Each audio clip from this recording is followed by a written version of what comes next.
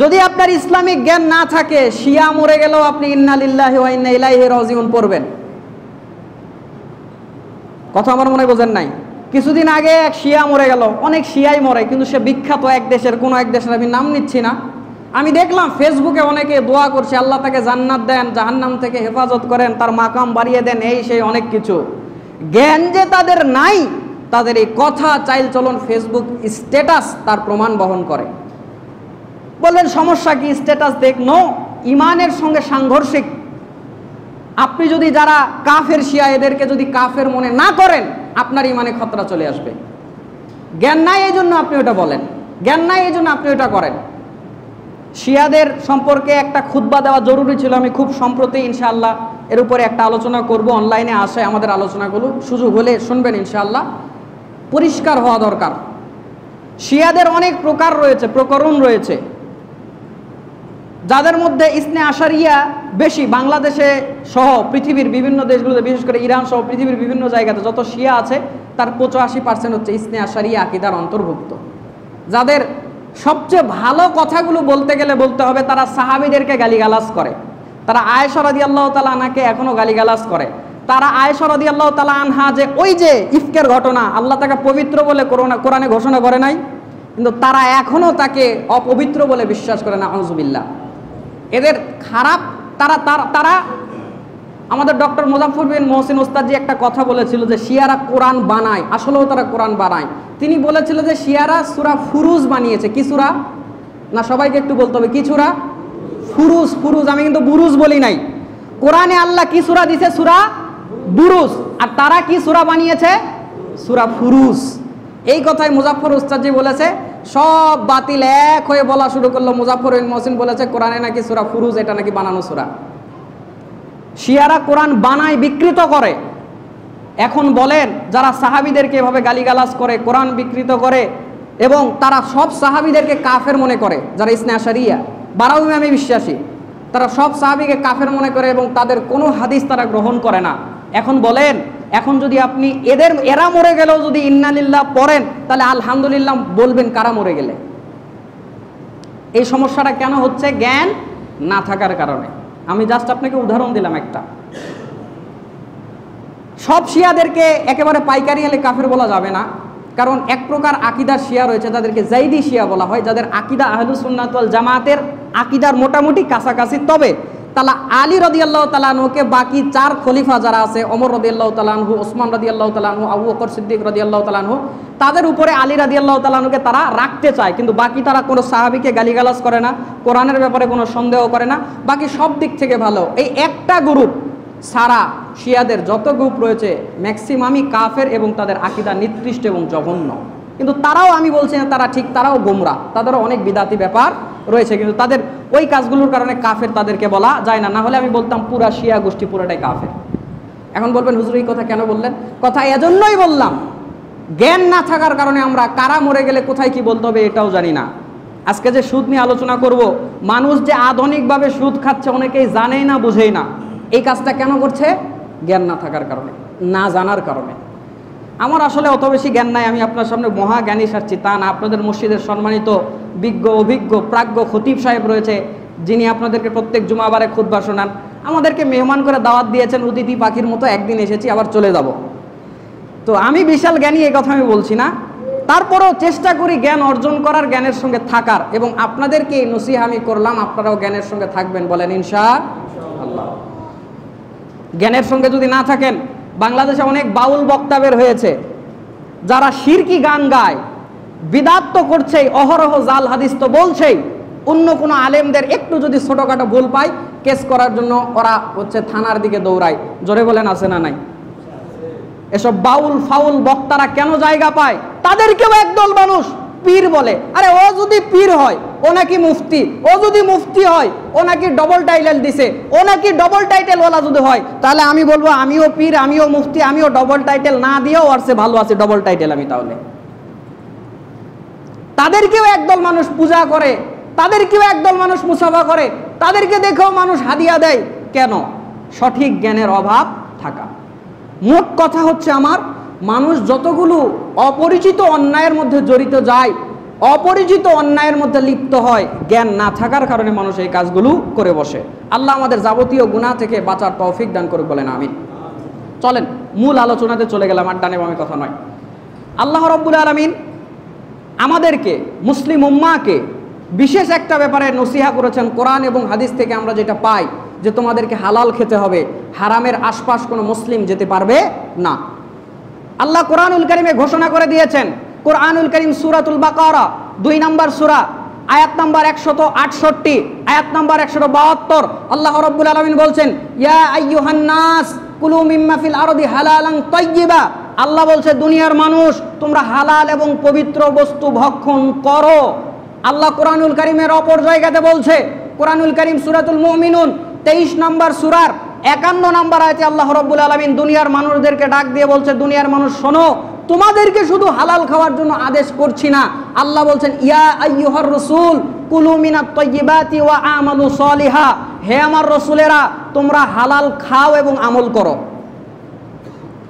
আল্লাহ একবার কোরআনে বহুবার বলেছেন, ইমানদারদেরকে বলেছেন, মানুষদেরকে বলেছেন যে তোমরা হালাল উপার্জন করে খাও, এবং বিশেষভাবে আল্লাহ নবীদেরকেও বলেছেন তোমরাও হালাল উপার্জন করে খাও। মুহাম্মদ সাল্লাল্লাহু আলাইহি সাল্লামকে আল্লাহ বলছেন, নবী আপনি হালাল খান তারপর আমল করেন। তাহলে আগে হালাল না আগে আমল? কথা আমার কি বোঝেন? খুতবা মনোযোগ দিয়ে শুনতে হয়, কথাবার্তা বলা যায় না, তাই না? তো যখন খতিব সাহেব বলতে বলছে তখন বলবেন, তখন আপনার আর গুনাহ হচ্ছে না। গুনাহ কখন হবে? যখন দুইজন আপোষে কথা বলবেন, দুইজন বলবেন চুপ করো, ময়লা পরিষ্কার করবেন, বা দুইজনে কথা বলছেন, তখন ওই গুনাহটা বর্তাবে। মনোযোগ দিতে হবে খতিবের দিকে। খতিব যদি কোনো অর্ডার করে, খতিব যদি কিছু বলতে বলে, তখন আবার মুখ বন্ধ করে থাকার দরকার নেই। ওই গুনাহ বা নেকি থেকে আপনি সটকে পড়বেন না। কথা কি বুঝতে পেরেছেন? না আমার কথা মনে বোঝেন নাই? জবাব দেওয়ার চেষ্টা করবেন যেগুলো প্রশ্ন করব। কেন আপনি বুঝলেন কিনা আমি আবার কেমনে বুঝবো? আমার ভাষা কি বোঝা যায়? আচ্ছা, আল্লাহ বলছেন, হে আমার রসুলেরা তোমরা হালাল খাও। খেয়াল করবেন, রসুল এক বচন, জবর দিয়ে যদি রসুল হতো এক বচন। আরবিতে বচন 3 প্রকার, এক বচনের বেলায় এক বচন, বহু বচনের দ্বিবচনের বেলায় দ্বিবচন, এবং বহু বচনের বেলায় বহু বচন ব্যবহৃত হয়। আল্লাহ রাব্বুল আলামিন যখন কোরআন নাজিল করেছিলেন, পৃথিবীতে কয়জন নবী ছিল? কয়জন ছিল? মুহাম্মদ সাল্লাল্লাহু আলাইহি সাল্লাম ছাড়া আর কেউ নবী তখন ছিল না। তো আল্লাহর তো বলা উচিত ছিল, ইয়া আইয়ুহার রাসূল, হে আমার রাসূল আপনি হালাল খান আমল করেন। তা না বলে আল্লাহ বলছেন, ইয়া আইয়ুহার রাসূল, পেশ বহু বচন, হে আমার রাসূলেরা তোমরা হালাল খাও এবং আমল করো। তখন রাসূল কয়জন ছিল? তা আল্লাহ যে বলছে রাসূলেরা, এর মানে কি? এর মানে আল্লাহ বোঝাচ্ছেন, নবী শুধু আপনাকে হালাল খাওয়ার জন্য আমি আদেশ করছি এমনটা নয়, আপনার পূর্বে যত নবী ছিল সবাইকে আল্লাহ আদেশ করেছিল যে আপনারা হালাল খান এবং আমল করেন। তাহলে হালালের সিরিয়াল আগে না আমলের আগে? হালালের। হালাল খেতে হবে, কোনোভাবেই উপার্জনে খাদ্যের সঙ্গে হারাম মেশানো যাবে না। আপনি যদি হারাম খান আপনার শরীর জাহান্নামে যাবে। মিশকাতুল মাসাহাবি কিতাবুল বাইআ হাদিস নাম্বার 2768, রাসূলুল্লাহ সাল্লাল্লাহু আলাইহি ওয়াসাল্লাম বলছেন যে যেই শরীরটা লা ইয়াদখুলুল জান্নাতা জাসাদুন গুযিয়া বিল হারাম, যেই শরীরটা হারাম খাদ্য দ্বারা গঠিত হয়েছে ওই বডি জান্নাতে প্রবেশ করবে না। আল্লাহর নবী সাল্লাল্লাহু আলাইহি সাল্লাম আরো স্পষ্ট করে বলেছেন, আপনি আমি আল্লাহর কাছে দোয়া করি, আল্লাহর কাছে আমাদের একটা দোয়াও কবুল হয় না মর্মে আমাদের প্রত্যেকের একটা অভিযোগ আছে না নাই? যে হুজুর দোয়া কবুল হয় না, দোয়া কবুল হয় না। কেন কবুল হয় না? খোলেন আপনি ইবনু মাজাহ 2274 নম্বর হাদিস, রাসূলুল্লাহ সাল্লাল্লাহু আলাইহি ওয়াসাল্লাম, এই হাদিসটা মিশকাতুল মাসাহাবিতে রয়েছে, সহিহ মুসলিমে রয়েছে। আল্লাহর নবী সাল্লাল্লাহু আলাইহি ওয়াসাল্লাম বলছেন, একটা মানুষ সফররত অবস্থায় ছিল, তার চেহারা গায়ে ধুলা ময়লা লাগানো আছে। হাদিসের বিবরণে বোঝা যায় লোকটা হজ অথবা উমরা করার জন্য গেছে। শরীরে সফর করে যাওয়ার কারণে ক্লান্তি, শরীরের সফর করে যাওয়ার কারণে পোশাকে ময়লা, দেখে বোঝা যায় লোকটা সফর করে এসেছে। আর হাদিস থেকে বোঝা যায় লোকটা হজ অথবা উমরার সফরে গিয়েছে। গিয়ে তিনি আল্লাহকে বলছে, রব্বি রব্বি, প্রতিপালক প্রতিপালক, এইটা দেন, ওইটা দেন, ওইটা দেন। আল্লাহর নবী লক্ষ্য করে বলছেন, ওয়া মাতআমুহু হারামুন ওয়া মাশরাবুহু হারামুন ওয়া মালবাসু হারামুন ওয়া গুযিয়া বিল হারাম ফাআন্না ইস্তাজিবু লিযালিক। আরে ওই ব্যক্তির কাপড় হচ্ছে হারাম, ওই ব্যক্তির খাবার হচ্ছে হারাম, ওই ব্যক্তির পানি হচ্ছে হারাম, ওর শরীর তৈরি হয়েছে হারাম দিয়ে, ওর দোয়া কিভাবে কবুল হতে পারে? হারামখোরের দোয়া কবুল হবে না। হারাম থেকে যথাযথ বাঁচতে হবে। সহিহ বুখারী 3561 নম্বর হাদিস, আয়েশা সিদ্দিকা রাদিয়াল্লাহু তাআলা আনহা রাবি, তিনি বর্ণনা করছেন আবু বকর সিদ্দিক রাদিয়াল্লাহু তাআলা আনহু, আবু বকর সিদ্দিক রাদিয়াল্লাহু তাআলা আনহুকে একদিন তার গোলাম, যিনি আবু বকর সিদ্দিক রাদিয়াল্লাহু তাআলা আনহুর কাছে কৃতদাস ছিলেন, তিনি ছিলেন, তবে আবু বকর সিদ্দিক রাদিয়াল্লাহু তাআলা আনহু তাকে সুযোগ দিয়েছিলেন যে তুমি এই পরিমাণে আমাকে টাকা দিয়ে এত পরিমাণ আমাকে অর্থ দাও, তাহলে তোমাকে আমি মুক্ত করে দেব। লোকটা আবু বকর সিদ্দিক রাদিয়াল্লাহু তাআলা আনহুর কথা মতো তার যেটা অ্যামাউন্ট ধার্য করা ছিল প্রত্যেক দিন বা যেভাবে সে পূরণ করার চেষ্টা করছিল, আবু বকর সিদ্দিক রাদিয়াল্লাহু তাআলা এগুলো নিতেন এবং ব্যবহার করতেন। একদিন সেই গোলাম আবু বকর সিদ্দিক রাদিয়াল্লাহু তাআলা আনহুকে এক বাটি খাবার এনে দিলেন। আবু বকর সিদ্দিক রাদিয়াল্লাহু তাআলা আনহু খেয়ে নিলেন। খাওয়ার পর আবু বকর সিদ্দিক রাদিয়াল্লাহু তাআলা আনহু খাওয়ার পর তাকে প্রশ্ন করলেন, ওই গোলাম প্রশ্ন করলেন, আপনি কি খেলেন জানেন? আপনি কি খেলেন জানেন? বলছে না। বলছে এই খাবারটা আমি জাহিলি যুগে গণকি করতাম, পারতাম না, মানুষকে ধোকা দিতাম। জাহিলি যুগে আমি গণকি করতাম, তখন আমি পারতাম না কিন্তু মানুষকে ধোকা দিতাম, তো মানুষকে ধোকা দিয়ে আমি ইনকাম করে উপার্জন করে খেতাম। তো একজনকে একটা কথা বলেছি, ওর লেগে গেছে, ওই লোকটা আমাকে এই উপহার ওই কাজকে লক্ষ্য করে দিয়েছে। আবু বকর সিদ্দিক রাদিয়াল্লাহু তাআলা আনহু সাথে সাথে মুখের মধ্যে হাত দিয়ে তার পেটে যত খাবার ছিল, যতক্ষণ তার পেটে খাবার ছিল, যতক্ষণ তিনি বের করতে পেরেছেন, সব খাবার তিনি বমি করে ফেলে দিয়েছেন। যে হাদিসটা সহিহ বুখারীতে এসেছিল, এইভাবে হারাম থেকে বাঁচতে হবে। আল্লাহর নবী সাল্লাল্লাহু আলাইহি সাল্লাম সাবধান করেছেন। এই হাদিসটা আপনি পেয়ে যাবেন মিশকাতুল মাসাবি কিতাবুল বাইআ হাদিস নাম্বার 2761। রাসূলুল্লাহ সাল্লাল্লাহু আলাইহি সাল্লাম বলেছেন, ইয়াতি আলান নাসি জামানুন, এমন একটা জামানা আসবে, এমন একটা সময় আসবে, যেই সময়ের মানুষেরা ইনকাম করবে, উপার্জন করবে, কিন্তু আমিনাল হালালি আমিনাল হারাম, ওইটা হালাল পথে উপার্জন হলো না হারাম পথে উপার্জন হলো, কোনোভাবেই সে ভ্রুক্ষেপ করবে না। টাকা পাবে ক্যাশ বাক্সে ঢোকাবে, টাকা পাবে ব্যাংকে রাখবে, টাকা পাবে পকেট বোঝাই করবে। হালাল ভাবে এসেছে না হারাম ভাবে এসেছে একবারও চিন্তা করবে না। আল্লাহর নবী বলেছে ওই জামানা আসবে। আপনাদের কি মনে হয় ওই জামানা এখনো আসছে নাকি এসে গেছে? এসে গেছে, আমরা অতিবাহিত করছি। তার ধারাবাহিকতায় এক হারামের নাম হচ্ছে সুদ।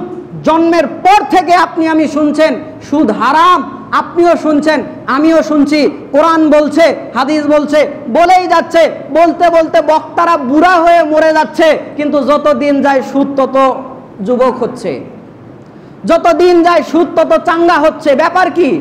ওয়াজ কোথায় যাচ্ছে, কথা কোথায় যাচ্ছে, আপনার কাছে কোরআন হাদিসের নসিহাগুলো কোথায় যাচ্ছে? আপনার কি জাহান্নামের ভয় নাই? আপনার কি ভয় নাই যে আপনার যদি বডি হারাম দিয়ে তৈরি হয় আপনি জাহান্নামে যাবেন? আপনার এই ভয় নাই? আপনি যদি হারাম খান আপনার ইবাদত কবুল হবে না, এই ভয় কি আপনার নাই? আপনি হারাম যদি খান আপনি রবের সামনে অপমানিত হবেন, লাঞ্ছিত হবেন, এই ভয় কি আপনার নাই? বক্তা ওয়াজ করতে করতে, সুদের ওয়াজ করতে করতে বক্তাই বুড়া হয়ে যায়, মরে যায়, যত দিন যায় সুদ তত আরো যুবক হয়। কেন? আসেন সুদের ইতিহাসটা জেনে নেই, সুদ কোথা থেকে এসেছে। মূলত পৃথিবীতে যত হারাম, যত বদ জিনিস আছে, যদি আমি আপনাকে এক একটা করে নাম বলি, আপনি চোখ বন্ধ করে বলে দিতে পারবেন এগুলো ইহুদিরা করেছে। একেবারে বিনা তাহকিকে আপনি বলে দিবেন, বিনা গবেষণায় বলে দিতে পারবেন ইহুদিরা বানিয়েছে। এই যে সিগারেট কে বানিয়েছে বলেন? ইহুদিরা বানিয়েছে। এই যে 7 আপ খান, পেপসি খান, ইত্যাদি ইত্যাদি যেগুলো আমরা খাই, এগুলো না খেলে কি মানুষ মরে যাবে? হালাল হারামের ফতুয়া পড়ে, এগুলো যদি না খায় মানুষ কি মরে যাবে? মরে যাবে না। তারপরেও এগুলো বাজারে ছেড়েছে, অহরহ চলছে। কে নামিয়েছে? ইহুদিরা। মানে যত অসার অপ্রয়োজনীয় জিনিস চোখ বন্ধ করে বলতে পারবেন এগুলো ইহুদিরা এনেছে। তেমনি এই সুদ সিস্টেমের সৃষ্টির পিছনে হোতারা হচ্ছে ইহুদিরা। বলবেন হুজুর আপনিও কি আন্দাজে বললেন? আমি ওই জয়পুরহাট থেকে আন্দাজেই যদি বলবো তাহলে কষ্ট করে এত দূর আসার কি দরকার? কথা তো আপনারাও বলতে পারেন, তাহলে আমার জয়পুরহাট থেকে এসে বলার কোনো মানে হয়? জয়পুরহাট থেকে বলতে এসেছি তার মানে দলিল প্রমাণ দিয়েই বলতে হবে, না হলে তো নাটোরের মানুষ ছাড়বে না, নাকি কি বলেন? ছাড়বেন? ছাড়বে না। হুজুর ধর্মের নামে একটা কথা বলে যাবেন তা তো হবে না। ওটা কি শুধু আমার জন্য না বাকি সব হুজুরের জন্য? সবার জন্য তো, কথা যেন ঠিক থাকে। কোরআনুল করিম খুলেন, কোরআনুল করিম সূরাতুন নিসা 4 নম্বর সূরার 4 নম্বর পারার 160-61 নম্বর আয়াত খুলবেন। আল্লাহ কোরআনুল কারিমে ইহুদিদের ব্যাপারে বলছেন, ওদের বহুত খারাপ কাজের জন্য আমি অনেক কিছু হারাম করে দিয়েছিলাম। আল্লাহ বলছেন ওদের বহুত খারাপ কাজের জন্য আমি ওদের অনেক কিছু হারাম করে দিয়েছিলাম। তার মধ্যে আল্লাহ রাব্বুল আলামিন একটা বলছেন, সেটা হলো রিবা, সুদ। তারা সুদ খেত, এই জন্য তাদের উপরে অনেক হালাল বস্তু আমি হারাম করে দিয়েছিলাম। তো আল্লাহ যখন এটা তাদেরকে হারাম করেছে, তারা কি যুক্তি দিল? বলছে আল্লাহ আমাদের ওরা বানিয়েছে, ওরা কথা বানিয়েছে যে আল্লাহ আমাদের মধ্যে সুদ খেতে নিষেধ করেছে। অন্য ধর্মের লোক, ওই খ্রিস্টানরা রয়েছে, অন্যরা যারা রয়েছে বা অন্য ধর্মের লোক যারা রয়েছে, তাদের সঙ্গে সুদ খাইতে তো আল্লাহ নিষেধ করে নাই। আল্লাহ শুধু বলছে আমাদের মধ্যে খেতে নিষেধ করেছে। তারা আল্লাহর অর্ডারকে অমান্য করে নিজেদের মধ্যে না খাইলেও অন্য লোকেদের মাধ্যমে, অন্য গোত্রের, অন্য পরিবেশের, অন্য ধর্মের, অন্য আকীদার লোকেদের সঙ্গে তারা সুদের লেনদেন চালিয়েই গিয়েছিল। এই হলো সুদের উৎপত্তি, এই হলো সুদ শুরু। তারপর থেকে ধীরে ধীরে ধীরে ধীরে যারা নিকৃষ্ট মনের মানুষ, যারা খারাপ মনের মানুষ, যারা বদ চিন্তার মানুষ, তারা এই হারামটাকে জিয়ে রেখেছে, আর সেই হারামটা আমাদের পর্যন্ত চলে এসেছে। জাহেলি যুগেও সুদের প্রচলন ছিল। জাহেলি যুগে কিভাবে সুদের প্রচলন ছিল? তারা একে অপরকে অর্থ সম্পদ ইত্যাদি ধার দিত, কিন্তু যখন তারা চাইতে যেত, বলতো ভাই আমরা এখন হয়তো দিতে পারবো না, তখন সেই লোক বলতো ঠিক আছে, দিতে না পারো 10 দিন পর দাও, তবে তোমাকে দিয়েছিলাম 15 টাকা, 10 দিন পর 20 টাকা দিবা। এইভাবে তারা সুদ দেওয়ার মাধ্যমে, তারা টাকাটা সময় বাড়িয়ে দেওয়ার মাধ্যমে তারা টাকা বাড়িয়ে নিত, যেটা এখন আমাদের সমাজেও আছে। এভাবে সুদ চলে আসছে। কত খারাপ মানুষ এটাকে জীবিত রেখেছে। খারাপ মানুষ বলবো কেন? এখন তো বর্তমান বাংলাদেশের শিক্ষা ব্যবস্থা, আপনি যদি সুদ নিয়ে লেখাপড়া না করেন, সুদের অঙ্ক না করেন, অঙ্কে আপনার অন্ততপক্ষে 10টা মার্ক কম হবে, 20টা মার্ক কম হবে। যারা শিক্ষক আছেন তারা হয়তো বুঝবেন, বা যারা লেখাপড়া করছে তারা হয়তো বুঝবেন। সুদ চক্রবৃদ্ধি একটা অধ্যায় আছে, চক্রবৃদ্ধি মুনাফা কেমনে খেতে হয় অধ্যায়, এতে দেওয়া আছে 10, 12টা, 15টা, 20টা অঙ্ক, কিভাবে সুদ খেতে হবে, কিভাবে সুদের হার বের করতে হবে, ইত্যাদি ইত্যাদি।